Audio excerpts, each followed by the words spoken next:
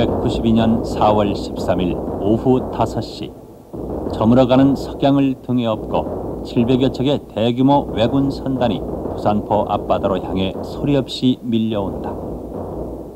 조선 역사 이래 최대의 외침으로 기록되는 임진왜란. 전국토에 걸쳐 핏빛으로 유린됐던 참혹한 7년 전란. 임진왜란의 서막은 이렇게 시작된다.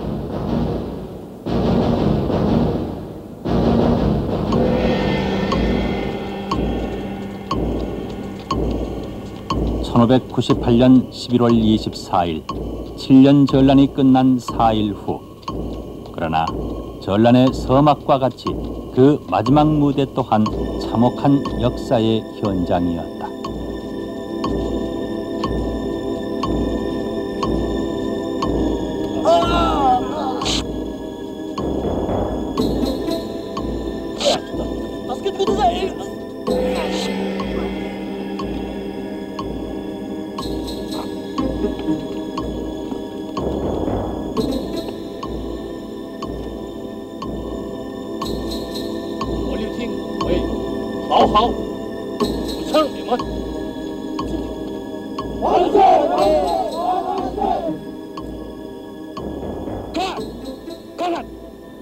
조한도. 예. 자, 대기하고 있어요. 다음은 누가 유정이 그 답사하는 거 찍을 테니까 준비해도. 예, 알았습니다.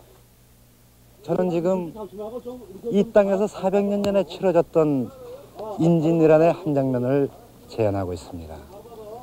1592년 4월 도요토미 히데요시의 무모한 대륙정벌의 일환으로 시작되었던 최대 동북아시아 국제전쟁인 이 임진왜란은 1598년 11월 20일 이곳 전남 승주군 해령면 신성내에 위치한 외교성에서 마침내 대단원의 막을 내립니다. 대규모 왜군을 맞아 우리 조선이 얼마나 지혜롭고 슬기롭게 그 전란을 극복해 갔는가를 그 당시 전투 현장을 직접 찾아가 임진왜란 그 전란의 한가운데로 여러분을 안내하겠습니다.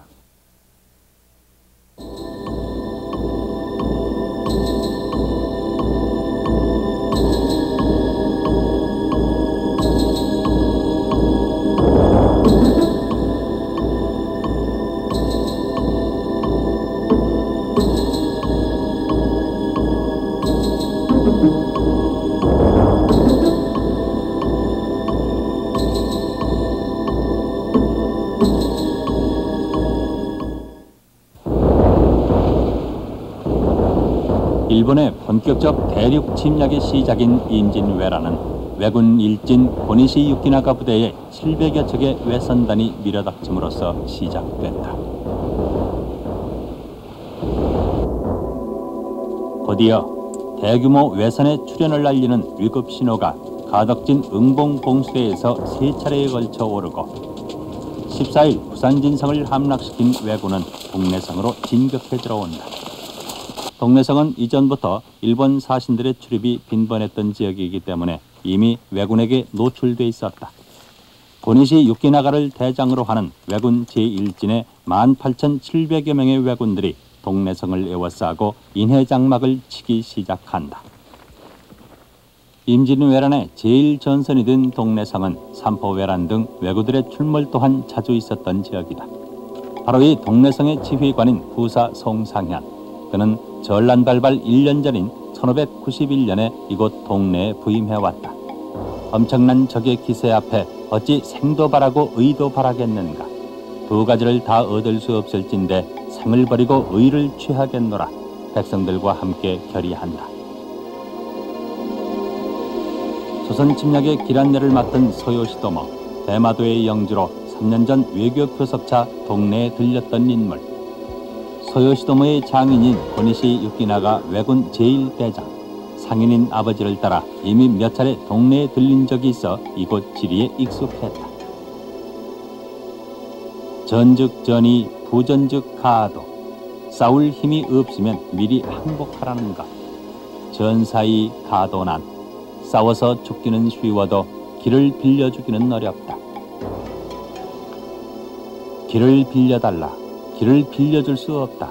필전이 있은 뒤 전투는 곧바로 개시된다.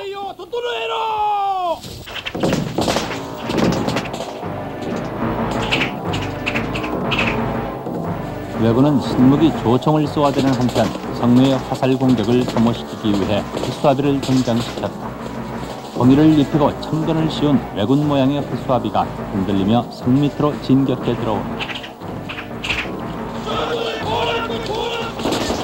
헛수아비 결란 작전의 성공과 함께 왜군의 성내 진입이 시도되나 예기치 못했던 복병을 만나게 된다. 복병은 마름쇠. 오늘날의 지류격인 마름쇠를 조선에서는 전투 시 성 밑에 제일 먼저 깔아놓게 되는데 바로 이 마름쇠의 예리한 칼날에 찔려 왜군은 많은 사상자를 낸 채 일시 후퇴한다. 그러나 후퇴했던 왜군은 곧 조총 공격과 함께 마름쇠 위에 판자를 깔고 성내 진입을 다시 시도한다. 화살이 떨어지자 돌멩이로 치열하게 공방전을 벌이지만 신무기 조총의 위력 앞에 동래성은 고립돼 갔고 당시 상황을 동래부 순절도는 이렇게 전해주고 있다. 장수는 부하들의 어버이로 약속하지 않아도 마음이 통하고 의논하지 않아도 믿음이 있고 일심동력하여 죽어도 발길을 돌리는 법이 없다고 했다. 왜군의 조총 앞에 전투 양상이 기울어지자 송상현은 임금께 북향사배를 올리고 비장한 결의를 한다. 외로운 성은 달무리처럼 포위되었는데 이웃한 여러 진에서는 도와줄 기척도 없습니다. 임금과 신하의 의리가 무거운 것이오며 아비와 자식의 은정을 가벼이 하오리다. 동래성을 죽음으로 지키겠다는 유언이 부채에 쓰여졌다. 내 허리 밑에 곤만한 사마귀가 있으니 내가 죽거든 이것을 표적으로 삼아 내 시체를 거두라.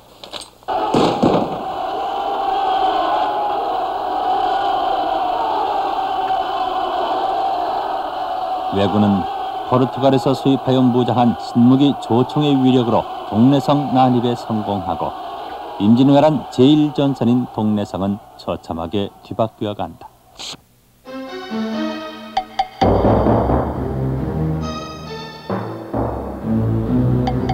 살아남기 위해서가 아니라 빼앗기지 않기 위해서 필사의 힘으로 항전하는 것이다. 아녀자들 또한 마지막까지 의롭게 항전했다.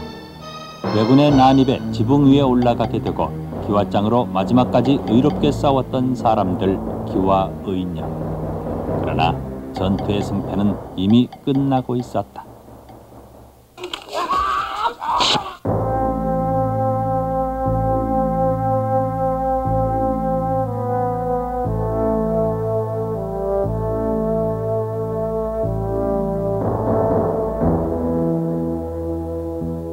동래성 전투의 결과 조선인 살상 3천여 명, 포로 500여 명이라고 기록되어 있어 동래성이 치열한 전투 끝에 함락됐음을 말해주고 있다. 그러면 조선에서는 전란 발발을 예상하지 못했던 것인가? 1년 전부터 전쟁 준비를 했습니다. 첫째가 성곽을 수축하라. 두 번째는 무기를 점검하라. 셋째가 훌륭한 그 무장이 있게 되면은 서열에 의하지 않고서 발탁하라. 그때 권율 장군이 이순신 장군이 발탁된 거죠. 그러나 우리 그 백성들의 원한이 많이 있었습니다. 왜냐하면 전쟁도 안 일어나는데 200년 동안 평화 시대인데 무슨 전쟁이 일어나겠냐. 결론적으로 얘기해서 우리는 왜군이 침공한다 해도 이거는 옛날 그 왜구같이 조금 소부대에 그 해적대가 오는 줄 알았지 전국적인 일본의 힘에 그 동원된 군대가 올 줄은 생각 못하고 있었던 거죠.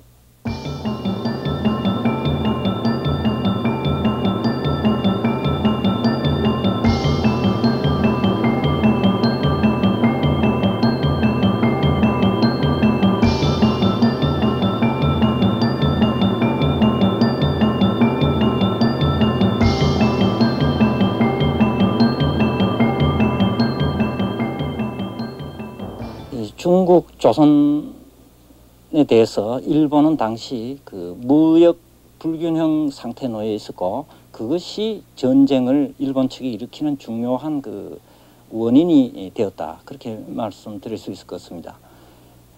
당시 그 중국은 비단이라든가 면포, 도자기 생산을 많이 해가지고 그걸 외국에 수출하고 있습니다. 그리고 우리나라도 중국 비단을 중개한다든가 또는 면포 생산을 굉장히 많이 했습니다. 그리고 곡물 이런 것을 일본에 많이 수출했는데요. 일본의 경우는 겨우 그 구리를 수출하는 정도였습니다. 무역 불균형 상태에서 정상적인 상황에서는 그걸 면할 수가 없으니까 연안 주민들이 중국이나 조선의 해안에 그 노략질을 하는 그 외국 행위를 굉장히 많이 합니다. 그렇게 되자 이 수출 문제에서 중국이나 조선 또 계속해서 무한정으로 수출만 할 수 없고 하니까 무역 통제를 상당히 했습니다. 그러니까 반란도 일어나고 했죠. 그래서 반란이 일어나자 중국이 조공 무역 통로를 차단해 버렸습니다. 그래서 그러한 외국 행위를 정지시켜준 대신에 조공 무역을 다시 재개해달라는 이런 제안을 했습니다. 그런데 이것 해결을 보기 전에 도요토미 히데요시는 그 행동으로 나오게 됩니다. 초기 패전의 원인은 조총의 위력뿐만 아니라 관리들의 도망이었다. 부산진성이 함락된 소식을 듣고 육군사령관인 경상좌병사 이각은 처음부터 도망쳤고 더구나 경상도 육해군 총사령관인 경상순찰사 김수는 동래성 함락 소식을 듣고 함안 땅으로 달아나 버린다. 한편 같은 지역의 해군사령관인 원규는 위기에 몰리자 거제도 가배량에 불을 지르고 빠져나간다. 동래성을 함락시킨 왜군은 북산길에 오르는데 왜군 제1진 고니시 부대는 대구 충주를 연결하는 중로로 북사, 왜군 제2진 갓도 부대는 4월 18일 부산포에 상륙, 울산 충주를 연결하는 동로로 북사, 왜군 제3진 구로다 부대는 4월 19일 안골포에 상륙, 주풍령 청주를 연결하는 설호로 북상한다.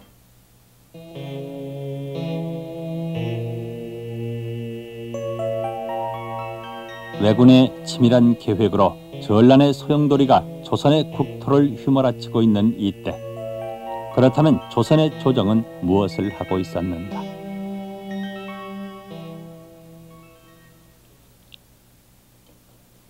위구의 침략을 알리는 경상좌수사 박홍의 첫 번째 장계가 청덕궁에 도착한 것은 인진왜란 발발 4일 후인 1592년 4월 17일이었습니다. 그동안 우리 조정은 선조가 즉위하기 전 임금이었던 명종의 외아들 순의 제자비의 덕빈 윤씨의 국상 중에 있었기 때문에 변방에 취입한 왜구들에 대해서는 대수롭지 않게 여기게 됩니다. 국상 중에 있었던 선조의 심기는 더없이 불편했고 이런 여러 가지 이유로 인해서 조정은 비상대책회의 한번 열지 못한 상태로 시간을 보냅니다. 그러나 쉽게 물러갈 줄 알았던 왜구들이 파죽지세로 북상 중이라는 비보가 시시각각 창덕궁에 당도하자 급기야 조정은 비상대책회의에 들어가게 됩니다. 동래부사 송상현의 장계요, 경상감사 김수의 장계요, 일양부사 박진의 장계요.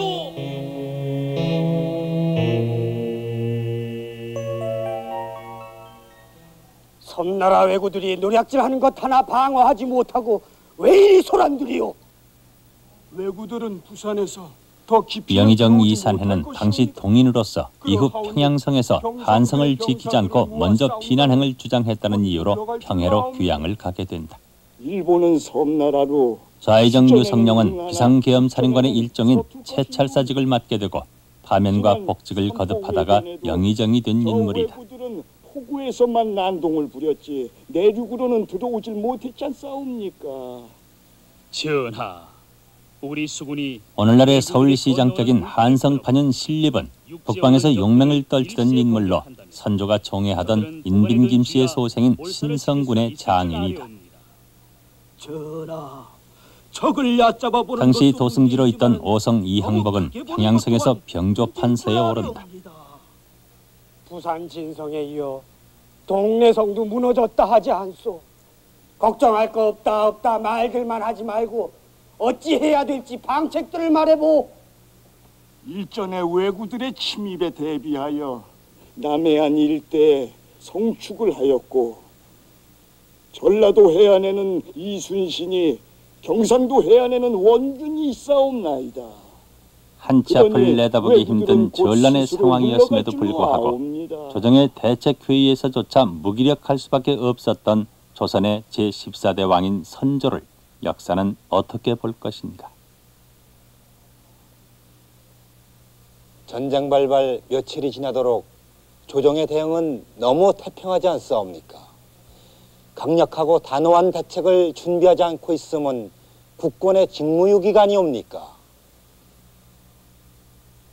할 말이 없소이다. 어찌되었건 외적이 들어와 이 땅을 유린하고 있다면 그것만으로도 과인은 죄인이 분명하오. 종묘사직 200년에 이 크나큰 죄악을 어찌해야 좋을꼬. 바로 2년 전 일본의 실정을 파악하기 위해 황윤길과 김성일이 통신사로 파견되었다가 그 결과를 보고하게 되는데, 서인이었던 황윤길과 동인이었던 김성일이 서로 각기 다른 보고를 하게 됩니다. 이 같은 동서붕당의 표면적인 이유 때문에 당시 조정의 탕파 싸움의 결과가 위침을 자초했다고 우리는 알고 있지만, 그러나 지금도 여당과 야당이 있듯이 당시에도 동인과 서인이 함께 발전하는 즉시 정상적인 16세기 정치 상황이었죠. 그러면 조총이라는 신무기를 앞세워 조선을 침략, 전쟁을 일으켰던 도요토미 히데요시의 야욕은 도대체 어떤 것이었을까요?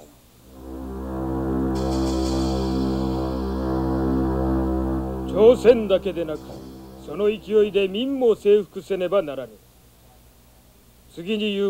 조선과 명나라를 일거에 정복해버리겠다는 도요토미 히데요시는 하늘장수의 미천한 신분에서 출발, 일본 전국시대를 통일하고 건좌에 올랐던 인물. 도요토미 히데요시는 4월 안으로 조선의 한성에 도착할 것이며 9월 안으로 북경에 들어가 명나라의 관백에 취임할 것이니 그의 행차를 서둘라는 명령과 함께 정복한 조선과 명나라의 땅은 황실 귀족과 무사들에게 분배하고 조선의 관백은 우키다 히데이로 한다는 등의 구체적 내용을 지시한다.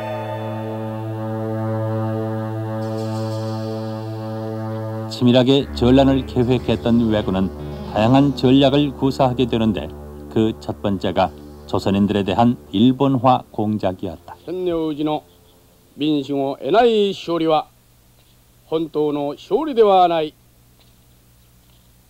朝鮮人の民主を安定させることが先だ。これからは許可を得ておらぬ殺害行為は一切禁ずる。すべての朝鮮人を自恩人に作り直すのだ。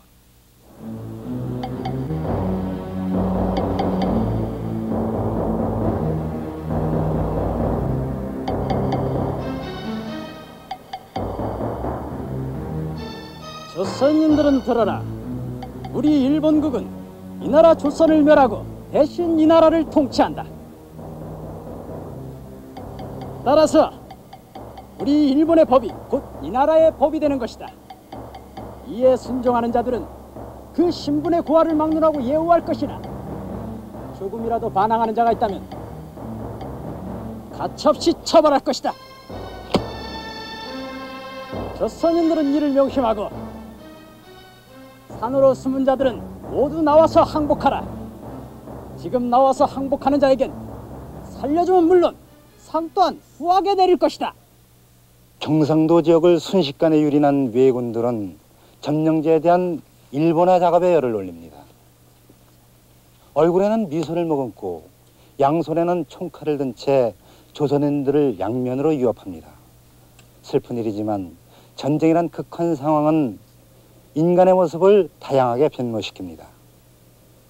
가외, 즉 일본인 청색을 한 조선인들이 도둑질을 일삼는가 하면 순뇌라 하여 일본법이 곧 이 나라 법인 양 그대로 순종하는 사람이 생겨 의병을 일으킨 사람을 밀고 하고 심지어 자신의 딸을 외장에게 바치기까지 하는 일이 생기게 됩니다. 왜군들의 조선 점령 작전은 저항다운 저항 한번 받아보지 않은 채 순조롭게 진행돼 갔고 급기야는 상주까지 북진해오게 된다. 조선의 조정에서는 상주 방어 책임자로 이일 장군을 파견하지만 믿었던 그 역시 무참하게 패배한다. 사태의 심각성은 더해갔고 결국 한성 방어를 위한 최후의 보루로 조령을 설정. 4월 22일 창덕궁 인정전에서는 당시 최고의 명장이었던 신립을 충주로 파견하기 위한 출정식을 거행하기에 이른다. 북방여진족인 미탕계의 난을 진압하고 명성을 떨쳤던 신립은 삼도 순변사라는 직책의 총사령관으로 국가 비상전란 상황에서 경상, 전라, 충청도의 3도를 총괄지휘하는 권리와 함께 조령을 경계로 3도의 왜군을 격퇴해야 하는 임무를 맡게 된 것이다. 국가의 존망을 결정하는 막중한 임무를 신립에게 부여하고 선조는 직접 어사주를 내리며 건국 200년의 평화를 깨트리고 왜군이 몰고 온 전란의 충격과 분노를 명장 신립이 평정해 주기를 바랄 따름이다. 병사도 병사 나름이지만 신립은 보통 장수가 아니었다. 선조는 전란 중 누구든지 즉결 처분할 수 있는 상방검을 신립에게 내린다. 그러나 상방관의 권한을 발휘할 수 있는 제대로 된 병사는 없었고 전란의 위급함 속에서 급조된 농부들이 대부분. 기가 해 융복과 투구로 무장한 장수들이기 때문에 엎드려 절하지 않고 이렇게 하는 것이 당시 무장한 장수의 예의다. 천세! 나라가 천년 동안 길이 번영하라는 염원의 천세를 외치고 출정식은 끝이 나는데 이날 신립의 투구가 땅에 떨어지는 등 불길한 징후가 있었다고 유성룡은 징비록에 기록하고 있다. 신립은 3천여 명의 병사를 이끌고 조령을 향한다. 그러나 훈련된 병사는 100명이 채 되지 않았고 그보다 더 큰 문제는 가면 갈수록 병사들의 숫자가 줄어드는 것이었다. 가까! 야 인마 배에서 이탈하면 뛰는 거야. 에이, 이 수염 이거 누가 붙였어 이거? 이 엉터리를 이렇게 붙여도 돼? 아 저 이게 도망장 안 할래. 아 이게 세상이 할 거리 없어서 도망경을 합니까? 저 오늘 안 하겠습니다. 이 장면은 그 당시 조선군의 실태를 단적으로 증명하고 있습니다. 이들이 최정예군으로 편성된 왜군의 정규군에 맞서 싸우러 가는 신립장군의 군사들입니다. 그렇소. 우리들은 이미 지고 있었소. 병사가 없는 장군이 무엇을 할 수 있겠소?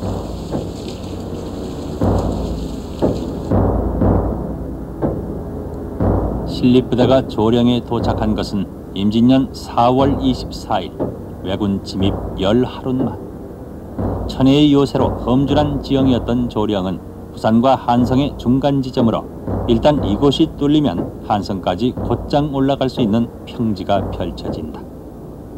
그러나 계속되는 도망병의 속출로 조령을 포기하고 신립은 평지인 탄금대로 내려가게 된다. 신립장군이 배수를 치고 전투를 벌였던 충주 탄금대입니다. 남한강과 탈천의 깊은 강물이 만나 굽이쳐 흐르는 이 탄금대에서 신립장군은 결상전에 배수진 전투를 벌였던 것입니다.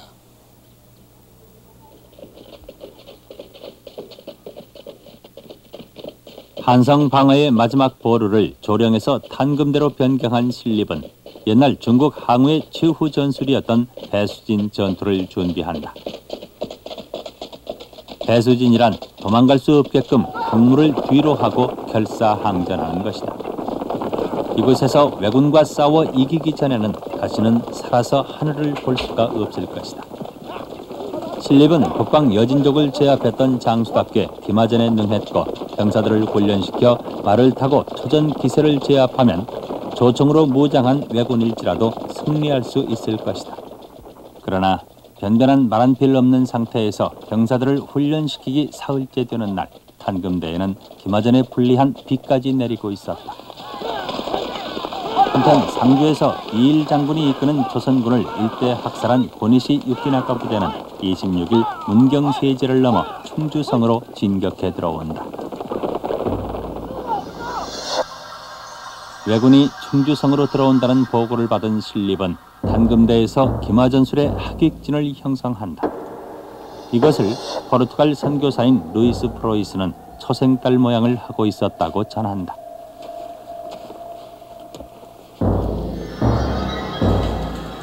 임진년 4월 28일 고니시 부대는 두 편으로 나뉘어 일부는 산을 돌아 동쪽으로, 일부는 강을 따라 내려오면서 천천히 포위망을 압축, 전투가 개시된다.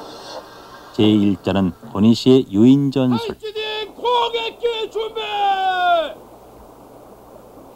명원군은 돌격하라!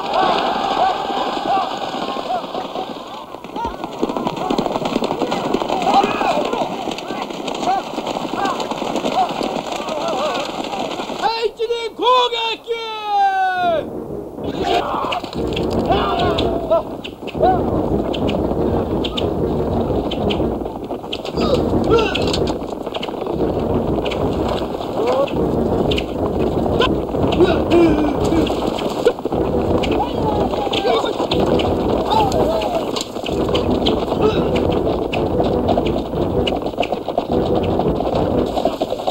제1자는 신립부대의 기마전술의 승리.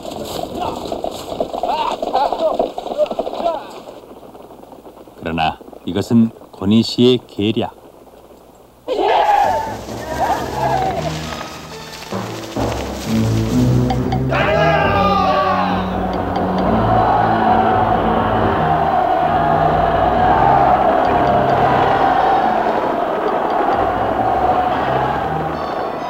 초기 승세에 힘입어 보병과 합세하여 왜군을 포위하려던 신립부대는 왜군이 숨겨놓았던 목책을 들어올리자 말이 놀라 주춤거리게 되고, 이때 왜군은 일제히 밀집 조총 사격을 개시한다.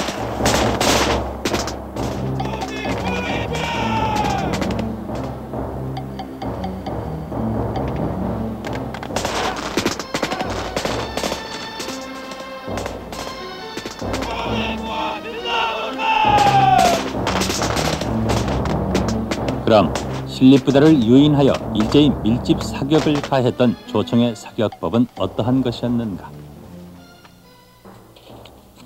총을 쏘고 난 병사는 이렇게 재빨리 옆으로 이동합니다. 총을 쏘고 난 후에 발생하는 연기 때문에 위치가 발각되거나 사수의 시야가 가려지기 때문입니다. 총을 쏘고 난 병사는 이렇게 이동한 후 재빨리 총구에 다시 화약을 장전합니다.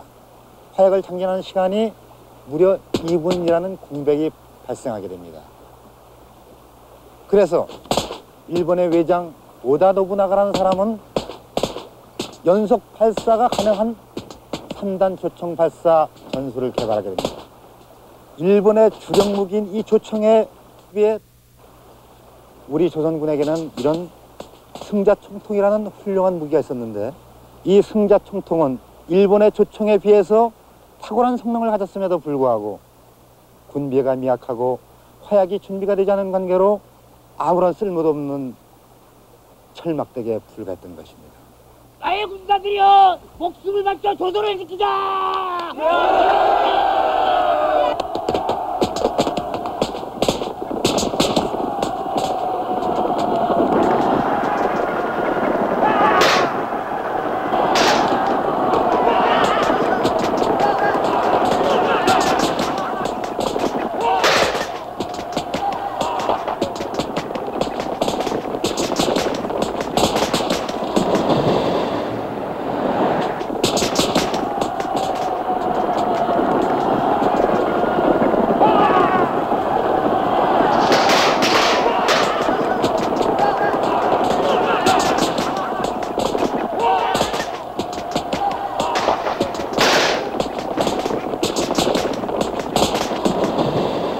그날따라 비가 내려 탄금대 들판은 뻘밭이 됐고 하늘도 조선을 버렸는지 기마전을 전개하는 데 불리하게만 돌아간다.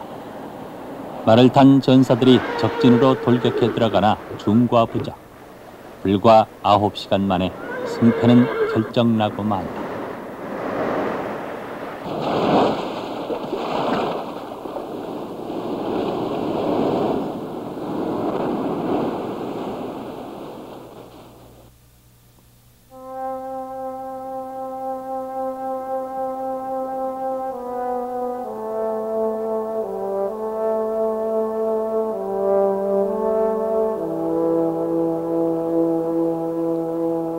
당시 조선 최대의 명장인 신립은 47세의 나이로 장렬한 최후를 마쳤고 이날 전사한 조선 병사 3천여 명의 죽음은 탄금대 강물을 피로 물들여 3일 밤낮을 흘렀다고 전한다. 신립 장군의 경우는 임진왜란 전에 여진족을 격퇴시킨 당시 그 최고의 명장으로서 추앙받았던 인물입니다. 이와 같이 그 훌륭한 그 신립 장군이 임진왜란 때 탄금대에서 처참하게 실패한 그 원인에 대해서는 보는 관점에 따라서 또는 학제에 따라서 견해가 다르겠지만 현역군인 신분 입장에서 분석을 해본다면 가장 큰 원인은 그 당시에 그 군사 제도상의 결함 때문에 그 희생된 것이 아닌가 저는 이렇게 생각합니다. 임난 전에 우리는 그 제승방략 체제하에서 싸웠습니다. 그 제승방략을 하면은 쉽게 말씀드리면 저 같은 그 지휘관이 평소 자기 방어 책임지에 있는 게 아니라 오늘날 국방부나 육군부와 같은 그 중앙에 있다가 어느 지역에 적이 침입됐다 하면 그때 이제 뛰어내려와서 그제서야 지형을 숙지하고 작전 계획을 수립하고 병사를 동원해서 나가 싸우는 겁니다. 이와 같은 것은 상당히 그 모순점이 많습니다. 그러나 서해 유성룡 선생은 임난 전부터 이와 같은 제승방략의 문제점을 개선하기 위해서는 진관 체제로 복구해야 된다고 주장을 했습니다. 진관 체제를 하면은 저 같은 그 지휘관이 평시에부터 방어 책임적이 있으면서 지형을 숙지하고 또한 작전 계획을 수립하고 또한 그 병사들을 훈련시킨 상태에서 자기 책임 지역에 적이 나타나면 나가 싸우는 겁니다. 이건 바로 오늘날의 그 향토방위 체제와 거의 유사한 상황입니다. 이와 같은 그 진관 체제 복구론에 의해서 신립 장군이 싸웠다면 그와 같이 처참하게 패배하지는 않았을 것이다. 저는 이렇게 보는 것입니다. 역국 깊게 신뢰품어 거로시다. 도로 이끼어이대 라즈 간셔샷녀 수르노다. 도래가라와 후쿠신 낫기가 아래로 미치대 하루. 여시 혹시 고니시 유키나가 독실한 가톨릭 신자로 조선을 2번이나 내왕했던 인물.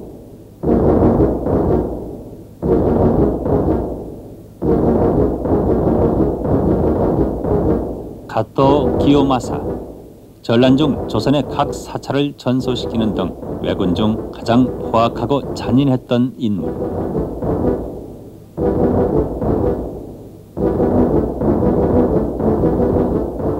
구로다 나카마사, 김혜성을 함락시킨 후 청주를 거쳐 한성으로 북상했던 인물. 시마저 요사히로 만여 명의 병력을 이끌고 부산에 상륙. 후쿠시마 마사노리 2만 5천의 병력과 함께 북상. 고바야카와 다카가게, 정유재란 때 전라도 침공의 총대장. 모리 베루모토 제7군 대장. 도도 다카오라 왜군의 수군 대장. 우키다 히데이에, 도요토미 히데요시의 양자로 19살의 어린 나이에 조선 침략군 총대장이 된 인물. 우키다 히데이에는 조선 침략과 동시에 문화재 약탈을 총지휘, 행주 전투에서 부상을 당하게 된다. 건국 200년에 이 나라의 존망이 목전에 다다른 이때 어째서 말들이 없소? 어찌해야 할지 말들 좀 해보시오.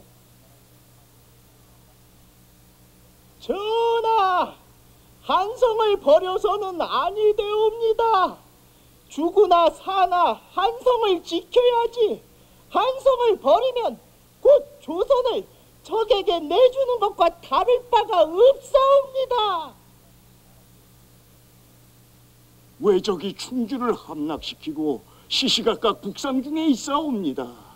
그러니 몸소 피신을 하신 연후에 군사를 정비하여 싸우시는 것이 타당할 줄로 아뢰옵니다. 4월 29일 신립의 탄금대 패부가 장덕궁에 도착하자 한성 사수론과 몽진호 준비론으로 조정회의는 거듭되나 이미 선조는 총애하던 후공 인빈김 씨의 성화 속에 평양 몽진을 결정한 연후였다.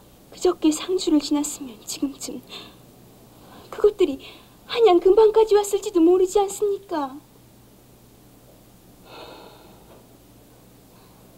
적들이 곧 도성까지 들이닥칠 텐데 임박해서 피난을 떠났다가 변이라도 당하게 되면 어쩌지요? 마피를 은밀히 준비해야 되지 않을까? 지륵같이 어두운 4월 금음날 밤 선조는 피난길에 올랐다. 국왕이 도성을 버려서는 안 된다. 그러나 왜군에게 붙잡혀서는 더더욱 안 된다.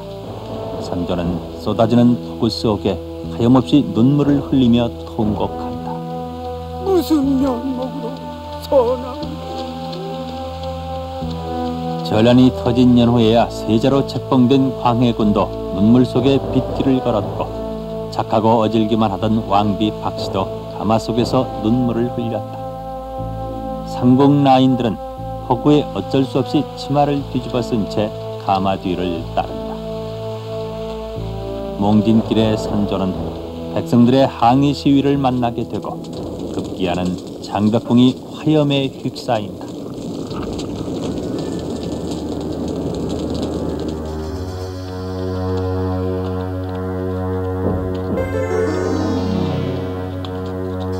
가죽지세로 복상한 왜군은 고니시 육기나가 부대가 부산 상륙 20일 만인 5월 2일, 가토 기요마사 부대가 5월 3일 조선의 수도 한성에 입성한다. 일본의 내전에서는 적이 수도를 점령하면 대장은 항복하거나 자결을 하게 되고 전쟁은 끝난다. 조선에서도 한성을 점령하면 작전이 끝날 것이라고 생각했는데 조선노가 싫어했을 때 토보우 수루도와 맞닿고 요소모 지나갔다 호토다. 고맙다 호돈이 났다. 코노 마마대와 코노 센소가 이타지라니 나가빗고 호돈이 나루대와 나이까.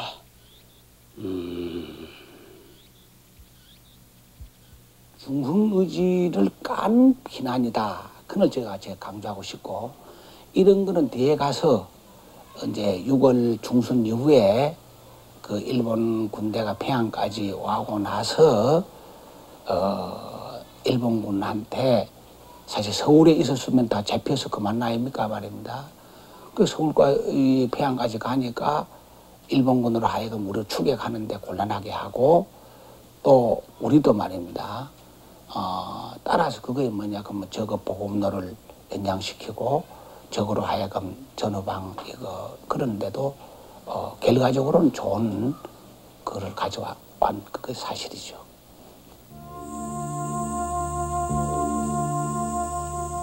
유성룡은 피난길에서의 참담한 상황을 그의 저서 징비록에서 다음과 같이 전한다.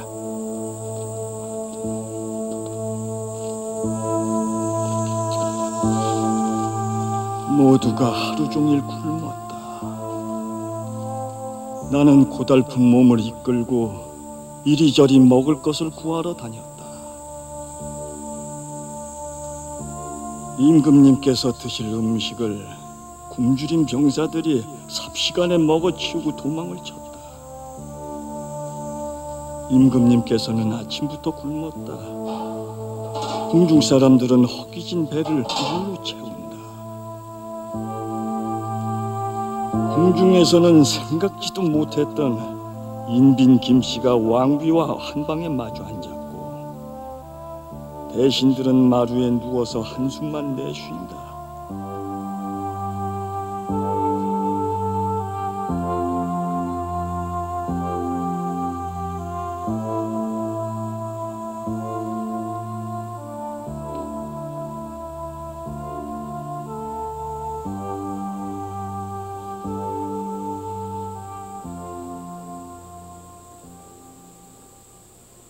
세자야, 세자야, 어서 일어나거라. 얼마나 배가 고팠더냐. 자, 이것이라도 어서 들어라. 아니옵니다. 아바마마께 없어 먼저 드십시오.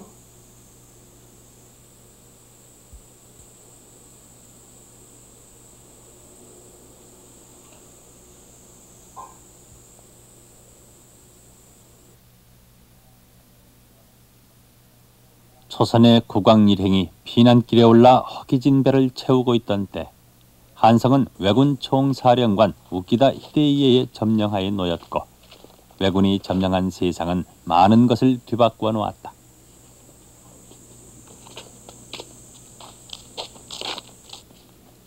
자진해서 우키다에게 딸을 바치는 사람도 있었다. 사람들은 어떻게 살아남을 것인가를 먼저 생각하게 된다. 처음에는 살아남기 위해서 변해간다. 그러나 점점 더 욕심이 손을 내밀게 되고 사람들은 다른 무엇을 찾는다. 권력과 부귀 영화, 금지옥엽으로 키운 딸을 스스로 외장에게 바치는 것이다. 바뀐 세상은 사람의 도리 또한 바꾸어 놓았다. 무엇이 도리고 무엇이 도리가 아닌가. 한성을 왜군에게 내주고 북으로 피난길에 올랐던 선조는 전란 초기 패전의 무력함을 승리의 기풍으로 전환시키는 기쁜 소식을 이순신으로부터 받게 된다.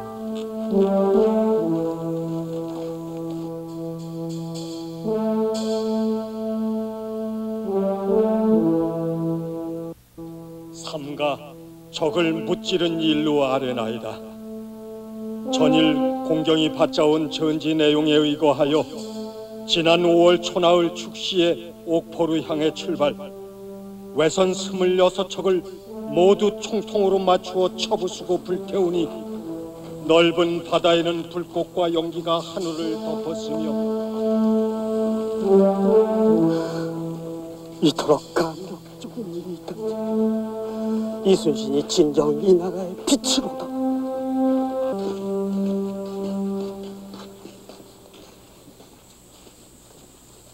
임진왜란 발바로 처음으로 거둔 관군의 승전보고를 받은 피난길의 선조는 그 유명한 이순신의 옥포파 외병장이라는 제목의 장계를 읽고 통곡합니다.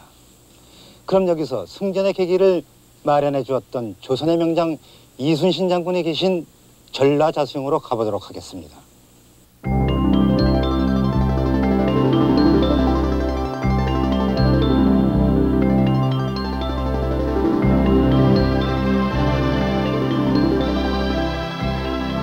삼면이 바다로 둘러싸여 외구의 노략질이 잦았던 조선은 수군들의 해상 활동이 중요했다. 임진왜란 발발 1년 전인 1591년 2월 이순신은 당시 좌의정에 있었던 유성룡의 천거로 종육품인 정읍현감에서 정삼품인 전라좌수사로 무려 6계급을 뛰어넘는 특진으로 전라좌수영에 부임해온다. 전라좌수사로 부임한 이후 이순신은 전비를 강화하는 한편 그의 관하의 5진을 수시로 순시하며 전선과 무기를 점검한다.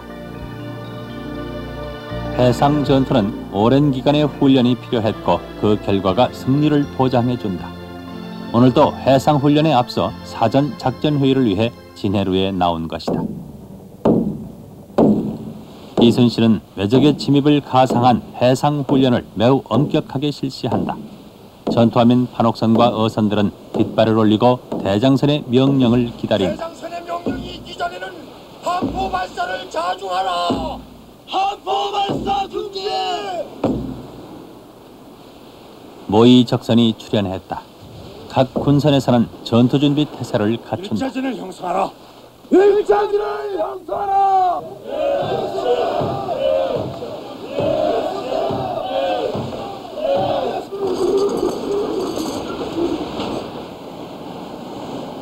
이순신 장군이 지휘하는 전라자수영의 정규 해상훈련에 저도 시대는 다르지만 요즘의 해군복으로 갈아입고 참가 중입니다. 그 당시에는 무전기라거나 레이더망 또는 망원경이 없었던 시절이라 함선이 출동하면 함선과 함선 간의 교신이라든지 또는 본부와의 연락 등 통신시설이 궁금한데요. 그 당시에 주요한 통신시설로는 연을 사용했다고 합니다. 지금 판옥선에서 띄어올린 황외단가리 연은 적의 중앙을 공격하라는 신호이고, 만장연은 함장 소집 신호입니다. 그러나 연을 이용한 통신 방법은 우중에는 사용할 수 없기 때문에 색깔이 다른 여러 가지 깃발과 나팔, 북, 징 등 색깔과 소리를 이용한 다양한 통신 방법이 개발되었습니다. 공격하라! 진격하라! 진격하라! 공격하라! 공격하라! 해상에서의 북소리는 진격을 알리는 공격 신호다. 공격 중지! 공격 중지! 징소리는 공격 중지나 퇴각을 알리는 데 사용되었고, 전투가 끝나면 천하성이라는 나팔을 불어 각 선단에 알렸다.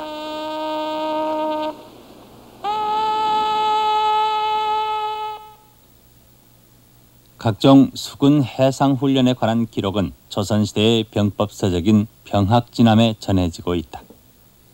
또한 부피가 큰 병서들을 해상 전투 때는 지니고 다니기가 불편했기 때문에 각종 전술이 담긴 작은 수첩 모양의 수조홀이라는 책을 수군들은 지니고 다니면서 필요할 때 사용했다.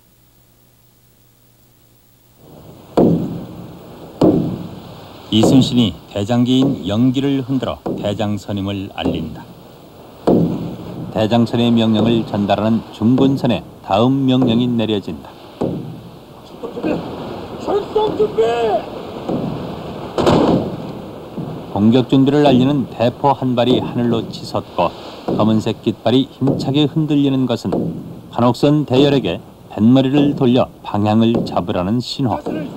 천자지를 형성하라! 천자지를 형성하라! 곧이어 대포 한 발이 터져오르고 붉은색 깃발이 대장선에서 중군선에서 차례로 흔들린다. 북소리가 점점 커지고 동시에 날카로운 금소금의 나팔 소리가 각 선단 사이로 울려 퍼진다. 판옥선 대열은 일제히 첨자진을 형성한 후 목표물을 향해 돌진하기 시작한다. 첨자진은 전투 시 함대 이동의 기본 진형으로 마치 작을 소자와 큰 대자를 합친 글자 모양의 진형이다. 녹군들이 방심하면 적선도 놓치기 쉽다. 그래서 군선 안에서는 장교가 군령을 엄격하게 세운다. 공격 목표를 직사지 못하여 도적의 발을 쏘지 못하는 자는 거리를 베어 모두에게 효시에 보이리라. 타국 고도하여 알라. 수군 해상훈련에서는 실제 전투훈련도 중요하지만 해상에서 지켜야 할 군율을 엄격히 세우는 것이 더욱더 중요하다. 공격 준비! 공격 준비!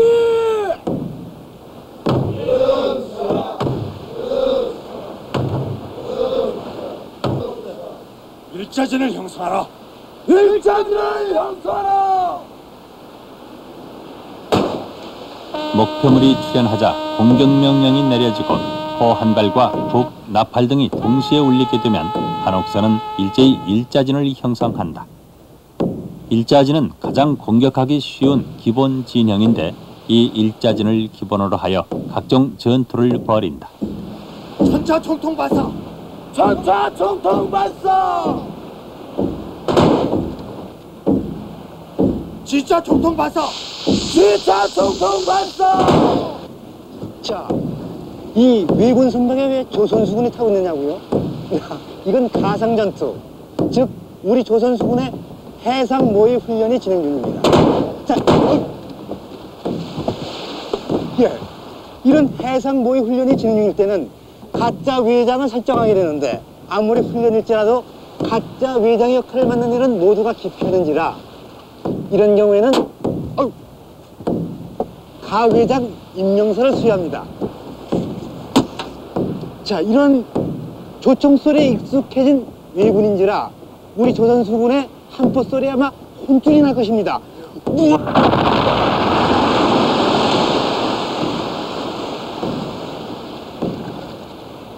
하객진을 형성하라. 하객진을 형성하라. 하객진. 각종 해상 전투에서 우리가 앞으로 보게 될 하객진은 학의 날개 모양을 한 진형인데 목표물을 조이기식으로 포위하여 집중 함포 사격을 하는 것은 당시로서는 상상하기도 어려운 전법이다. 세계 해전사에 기록되고 있는 하객진 전법은 바로 이 전라좌수형 해상 훈련 속에 탄생된 것이다. 세검정. 세검정은 거북선과 판옥선을 건조하며 화포와 무기를 제작하는 무기 제작소로 적에게 노출되지 않도록 은밀한 해안가 근처에 위치해 있다. 무기 제작과 전함 제작은 수군들의 노련한 솜씨를 필요로 한다. 당시에는 배를 만질 줄 아는 어부들이 수군이 됐고 배를 이어 어부의 자식이 수군이 되는 세습제였다. 전함과 무기를 다루는 수군들의 손놀림이 애미가 자식을 다루듯 노련한 것은 당연한 일. 이순신은 이곳 세검정을 아주 중요하게 여겼고 수시로 이곳에 나와 무기의 개발과 제작에 심혈을 기울였다. 조선의 대표적인 화포가 천지현 황포다. 이것이 가장 큰 천자총통으로 사정거리가 1.2km. 천자총통보다 조금 작은 크기의 이 화포가 지자총통, 사정거리는 800m, 화약 소모량은 약 750g 정도. 세 번째 크기의 포인 현자총통은 각종 총포류를 넣고 발사하면 사정거리가 2km 이내. 막내에 해당하는 화포인 황자총통에 황자포탄을 넣고 발사하면 사정거리가 1.1km. 천지현 황포는 총통의 크기에 알맞은 포탄으로 적의 규모에 따라 적절한 공격을 구사할 수가 있다. 화약은 엄격한 경비 속에 감금된 채 비밀리에 제작되었는데 이 비법은 전투의 승패를 좌우하는 것. 그럼 이 모든 무기는 어떻게 만들어졌는지 알아보자. 여수시 봉강동이라고 하는 마을입니다. 옛날 지명으로는 사천리. 그 당시 사철 재련소가 있었던 마을입니다. 자, 이 집에도 붉은 돌로 된 그 담이 특이한 인상을 주는데요. 자세히 보게 되면 이 돌마다에 모두 철이 박혀 있습니다. 그것은 사철 재련소가 그 당시 여기서 수많은 제철 작업을 했었다는 것을 단적으로 증명하는 예가 되겠습니다. 사철 재련소에서 생산되는 막대한 철의 물량으로 철갑선으로 이루어진 거북선의 생산이 여기에서 가능했을 뿐만 아니라 이 막대한 철의 물량은 각종 화포의 무기 제작이라든지 병장계 제작으로 임진왜란을 승리로 이끌게 된 결정적인 요인으로 작용합니다.